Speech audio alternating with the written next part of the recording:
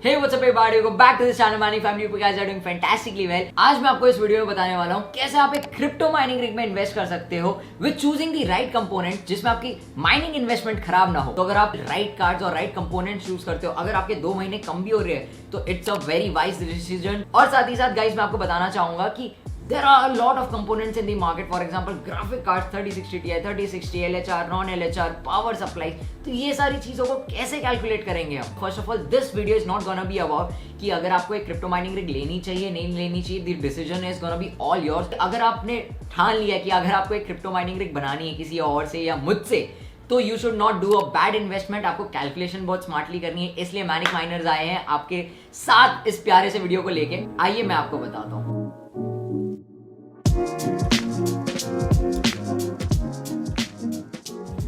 तो सबसे पहले मैं आपको बताना चाहूंगा मार्केट में 2 टाइप की माइनिंग काफी ज्यादा फेमस है at this point of moment. एक है एसिक माइनिंग, एक है GPU mining. If you want ASIC mining as well, we have that available in collab with mining buddies. But अभी थोड़ी कॉम्प्लेक्स माइनिंग की बात करते हुए, because we are gonna be doing GPU mining, उसके components wisely select करने काफी, वो मैं आपको बताता हूँ। तो आप मेरे स्क्रीन पे एक्सेल शीट पे देख सकते हो जो कि मैंने आपके लिए बनाया। You can take a screenshot to be wisely enough to understand कि क्या चल रहा है यहाँ पे, एंड फ्यूचर में आपको एक माइनिंग रिग एस्टैब्लिश या बनाने में हेल्प कर सकती है ये चीज। तो आप देख सकते हो यहाँ पे मैंने सारे important graphic card, motherboard, CPU, इनके नाम लिखे हुए हैं। यहाँ पे 6 से 7 चीजें या 8 चीजें ऐसी हैं जो कि काफी ज्यादा इंपॉर्टेंट है। रिग या स्क्रीन अगर आप देखोगे it's not important, but yeah you need a frame structure to keep your mining rig on something like guys you no.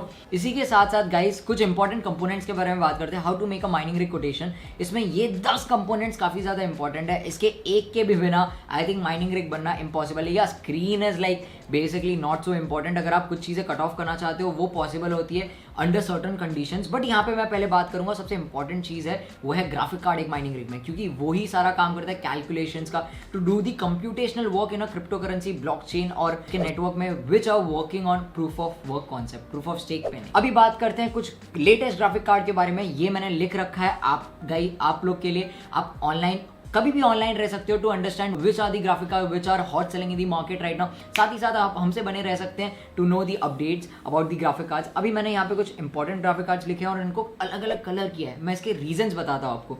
First of all 3060 Ti, 3060, 3070 Ti। अब जो कार्ड्स रेड में marked है guys, सबसे पहले मैं आपको एक बेसिक इन्फॉर्मेशन दूंगा। आपको कार्ड्स के नाम निकालने हैं, which are the hot selling, which are the famous cards in the market right now for GPU mining. आपको कार्ड्स के नाम लिखने हैं। नाम लिखने के बाद आप क्या करोगे मैं आपको बताता हूँ एग्जैक्टली। आप जाओगे कुछ 3 ऐसी वेबसाइट्स पे जहां से आपको उसकी इन्फॉर्मेशन मिलेगी, क्योंकि गाइस गेमिंग इन्फॉर्मेशन, कोड्स और थ्रेड्स तो आपको पता चल जाएंगे एक ग्राफिक कार्ड के बारे में उसके वेबसाइट पे। बट अगर आपको जानना है पावर कंजम्पशन क्या होता है एक माइनिंग रिग में एक पर्टिकुलर कार्ड पे, क्योंकि हर एक ग्राफिक कार्ड हर एक पावर कंजम्पशन और हर एक स्पीड के साथ आता है, दैट्स द रीजन एक 3060 Ti का प्राइस है 46,000 और 3090 का प्राइस है 1,68,000, क्योंकि दोनों कार्ड्स के प्राइस रेंज के बीच में पावर कंजम्पशन का भी डिफरेंस है और स्पीड का भी डिफरेंस है। स्पीड के डिफरेंस का बेसिक मतलब होता है जितनी ज्यादा स्पीड उतनी ज्यादा प्रॉफिटेबिलिटी। अब आप देख सकते हो 3090 में हमें सबसे ज़्यादा स्पीड मिल रही है 122 मेगाहर्ट्ज। बट क्या मैं ये कार्ड प्रेफर करता हूँ? नहीं, क्योंकि इसका प्राइस जो है वो काफ़ी ज़्यादा महंगा है। कैसे महंगा है मैं आपको बताऊंगा, बट उसके पहले चलते हैं कैसे इनकी इन्फॉर्मेशन और बायोडेटा निकालनी है। वो है गाइज, आप जा सकते हो डायरेक्टली ये 3 इंपॉर्टेंट वेबसाइट्स पे मैं आपको बताने वाला हूँ। First website is gonna be nice hash, second website is gonna be what to mine. इसके साथ साथ मैं आपको इनके काम के बारे में भी बताऊंगा। जैसे कि नाइस हैश का काम है, आप जा सकते हो, एक माइनिंग सॉफ्टवेयर भी है। साथ ही साथ अगर आप इसके प्रॉफिटेबिलिटी कैलकुलेटर पे जाते हो, आप कैलकुलेट कर सकते हो कोई भी कार्ड के बारे में। मार्केट में ना गाइस काफी टाइप के राइजर्स आते हैं, V9, V10, V11, सबकी प्राइस पॉइंट अलग होती है। यहाँ पे मैं V11 राइजर लूंगा जो कि my good team, V11 is something like this. इसमें है 10 कैपेसिटर। अब जितने ज्यादा कैपेसिटर्स होंगे उतना ज्यादा स्टेबिलिटी होगा, बेसिकली उतना ज्यादा राइजर उड़ने के चांसेस कम होंगे। V9 में 4 आते हैं, तो V right now are selling V11 which is a good riser. V18 में काफी ज्यादा कैपेसिटर एंड बहुत एक्सपेंसिव है, तो V11 is good. Let's say V11 लेते हैं हम 9, तो राइजर में हम यहाँ पे ऐड करेंगे 9 एंड 900 के रेट से। मार्केट में बहुत ज्यादा फ्लक्चुएटिंग रेट है यार गाइस। आपको 600 के भी ये सेम राइजर्स मिल सकते हैं, 800 के भी मिल सकते हैं, 1200 के भी मिल सकते हैं। We are providing this for 900 and guys the thing in market is, अगर आप डिपेंडिंग ऑन दी प्लेस जहां से लेते हो, 600 में मार्केट में राइजर तो आपको देंगे, बट 10 राइजर के पीछे एक राइजर खराब भी मिलेगा। तो टेस्टेड राइजर लीजिए, भले प्रीमियम पे कीजिए थोड़ा 100-200, but this is a riser for 900 rupees depending on the market timing. 900 के हिसाब से 8100 यहाँ पे ऐड हो गया। अब मदरबोर्ड एंड प्रोसेसर, 12 कार्ड के हिसाब से यहाँ पे हमारे पास काफ़ी सारे चॉइसेस है। हम यहाँ पे बायोस्टार का मदरबोर्ड ले सकते हैं, TB360, TB250, या तो फिर कोई चाइनीज सस्ता सा मदरबोर्ड ले सकते हैं जो कि 25,000 के अंदर पूरा किट हो जाएगा, रैम, प्रोसेसर और मदरबोर्ड का itself. Let's suppose we are taking a Chinese motherboard, अगर आप बायोस्टार का लेते हो वहाँ पे तो आपका 30,000 के आसपास खर्चा हो जाता है, because motherboard itself is around 22,000, processor itself is around more than 6+, and then will take a Chinese motherboard with processor and RAM. Motherboard, CPU और रैम का कॉम्बो बनाऊंगा मैं, तो इन तीनों को एक में करते हुए I just let's suppose Chinese motherboard, processor and RAM is costing around 22 or 24,000 rupees approximately. A good quality motherboard with good processor. Chinese में भी हमारे पास काफ़ी सारे ऑप्शंस आते हैं जो ज़्यादा कैपेसिटर्स के साथ आते हैं, तो मैं वो मदरबोर्ड चूज़ करते हुए मदरबोर्ड, CPU, रैम का एक ही में प्राइस डालूंगा। SSD और पेन ड्राइव आपके ऊपर रहता है, but I usually prefer SSD because SSD में स्टेबिलिटी ज़्यादा रहती है, करप्ट होने के चांसेस कम रहते हैं, वेरएस पेन ड्राइव बहुत ज़्यादा हेडेक देता है, करप्ट काफ़ी टाइम हो जाता है। बट या प्राइस पॉइंट में भी काफ़ी डिफरेंस है। सो सस्ते से सस्ते SSD भी अगर आप लेते हो 1400-1600 के आसपास आपको SSD मिल जाएगा, but I prefer SSD because 350 rupees का पेन ड्राइव लेके मल्टीपल टाइम्स चेंज करने से अच्छा है एक बार अच्छा SSD लगाओ और उसको रनिंग स्मूथ होने दो। तो SSD का मैं अप्रॉक्सीमेटली 1600 लेता हूँ यहाँ पे if I am buying a good quality SSD। अब रिग की बात करते हुए, रिग में भी काफ़ी सारे मटेरियल्स में माइनिंग रिग आती है। फ्रेम की बात कर रहा हूँ मैं, पूरे रिग की बात नहीं कर रहा। इसमें मेटल का फ्रेम भी आता है, वुडन फ्रेम भी आता है। Wooden is obviously cheaper, metal भी हमारे पास अवेलेबल है which is not cheaper comparatively to wooden, but it is a long lasting option you have. And साथ ही साथ अगर आपको PVC का चाहिए, काफ़ी जुगाड़ू वाले काम हमने यूट्यूब पे भी देखा है, काफ़ी लोग ने PVC में भी माइनिंग रिग बना रखी है। That is good guys, but I don't think I am gonna consider it right now. अगर आप रिग लेना चाहते हो, 12 कार्ड का रिग अप्रॉक्सीमेटली आपको 3000 का wooden anywhere in the market मिल जाएगा। सागवान का it's like one of the best woods in the market. अगर आप स्क्रीन कीबोर्ड माउस लेते हो, क्योंकि एक माइनिंग रिग में अगर आप पहले एक्सपीरियंस करना चाहते हो, जो माइनिंग फार्म्स चलते हैं जहाँ पे बहुत सारे माइनिंग रिग्स हैं, वो लोग कंपैरेटिवली स्क्रीन ना के बराबर लगाते हैं। ट्रबल शूट करते हुए गाइस क्या होता है कि आपको समझने की जरूरत है, माइनिंग फार्म में काफ़ी सारे रिग्स रहते हैं, तो सब में डिस्प्ले लगाना it's like a foolish thing. तो क्या करते हैं, बहुत छोटे छोटे डिस्प्लेज लगाए जाते हैं, या तो फिर रिग का नंबर और नाम याद कर लिया जाता है। तो हमारे पास एक चार्ट रहती है तो कि ये आइल में ये वाली रिग खराब है, तो इंजीनियर जाता है वो रिग के पास एंड उसे ठीक करके आता है। तो दैट्स द रीजन। बट अगर हमारा एक रिग है तो वील कंसिडर कि हमारे पास स्क्रीन आ रही है अराउंड 3 to 3,500 की, और हमारे पास माउस और कीबोर्ड आ रहा है अराउंड 500-600 के अंदर। तो लेट्स सपोज अगर हम 4,000 रुपए के आसपास स्क्रीन कीबोर्ड माउस ले रहे हैं, सो 4,000 ओवर ईयर। अब यहाँ पे गाइस सबसे इंपॉर्टेंट चीज़ हमें समझने की जरूरत है, ये सबसे कॉम्प्लिकेटेड चीज होने वाली है पूरे माइनिंग रिग में, पावर सप्लाई। अभी आपको अपने ग्राफिक कार्ड को पावर कैसे देना है, ड्यू टू एक्सपीरियंस हमें तो सिर्फ याद है क्लिक भर में कि यार 9 ग्राफिक कार्ड है, तो मेरे को अप्रॉक्सीमेटली 2 SMPS देने पड़ेंगे 850 वॉट के, और एक SMPS एक्स्ट्रा देना पड़ेगा जो हमारे मदरबोर्ड और एक ग्राफिक कार्ड को पावर दे, या तो फिर मैं एक 850 वॉट का एक्स्ट्रा एडिशनल लगा सकता हूं जिसमें फ्यूचर में मैं और 3 कार्ड ऐड कर सकता हूं and it can hold that power. और लास्टली मैं आपको बताना चाहूंगा जो हमारा SMPS है, पावर सप्लाई, क्योंकि ग्राफिक कार्ड के कंपोनेंट्स तो सारे हो गए, कनेक्टिविटी तो सारी हो गई, अब सबसे कॉम्प्लिकेटेड चीज है पावर सप्लाई, क्योंकि हमें समझने की जरूरत है कि पावर सप्लाई जो मार्केट में मिल रहा है उनको एफिशिएंटली यूज कैसे करना है।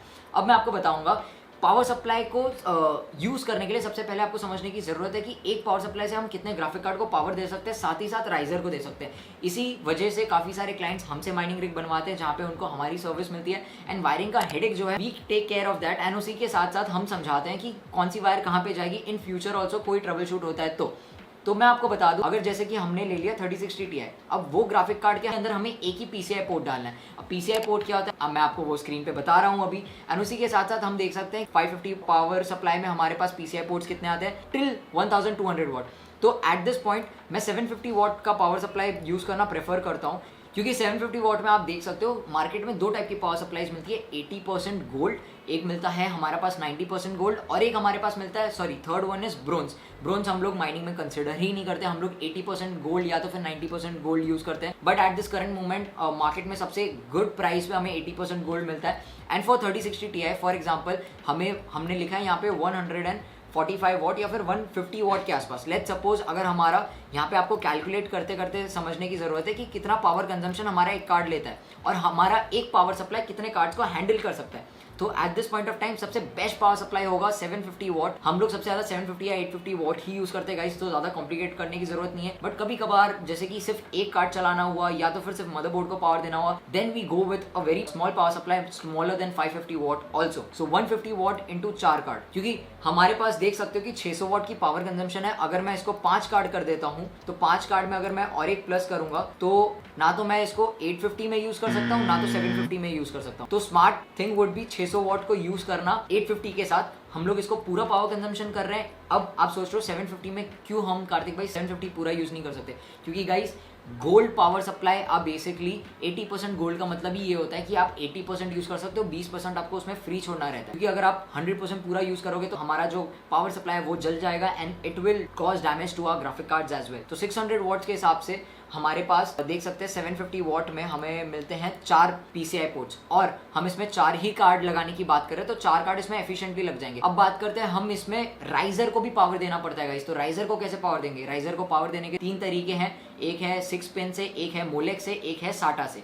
सो डिपेंडिंग ऑन दैट आप किससे पावर देते हो, आप उसके वायर्स चूज कर सकते हो with in the power supply. Power supply के अंदर एक्स्ट्रा वायर्स आती है साटा और मोलेक्स की, but we don't use that right now क्योंकि उससे राइजर्स जल जाते हैं और केबल जल जाती है हमारे पावर सप्लाई की। तो what we do is we use power splitters. तो जितने ज्यादा कार्ड्स है, फॉर एग्जांपल हम लोग 9 कार्ड लगाने वाले हैं तो 9 कार्ड के साथ हम 9 पावर स्प्लिटर डालेंगे। पावर स्प्लिटर पे आते हैं और स्प्लिटर्स पे हम डालेंगे 9 पावर स्प्लिटर्स। भी 2 तरीके के आते हैं, एक 330 वॉट का आता है जो 330 वॉट्स तक हैंडल कर पाता है, और एक आता है अप टू 1000 वॉट। तो हम लोग 1000 वॉट का यूज करते हैं विच कॉस्ट अराउंड 450 रुपीज पर splitter, which is a very good quality 18 gauge power splitter, जो कि आप देख सकते हो अराउंड 4050 रुपए का आपका 9 कार्ड के पीछे पावर स्प्लिटर की कॉस्ट हो रही है। एंड इसी के साथ ही साथ गाइस हमने स्प्लिटर हर एक चीज कवर अप कर लिया, बट हमें पावर सप्लाई कितनी लगानी जरूरी है गाइस? 750 वॉट की हम यहाँ पे 2 लगानी जरूरी है, क्योंकि 750 वॉट से 8 कार्ड को पावर सप्लाई जाएगा, which is around, let's calculate. यहाँ पे मदरबोर्ड हमने कैलकुलेट कर लिया, SMPS में हम 2 डालते हैं, एक और जो ग्राफिक कार्ड है उसको कैसे पावर जाएगा, एंड उसी के साथ साथ मदरबोर्ड को भी कुछ पावर कंजम्पशन लगता है, जैसे 50 to 60 watts, may be 80 watts depending on the company of the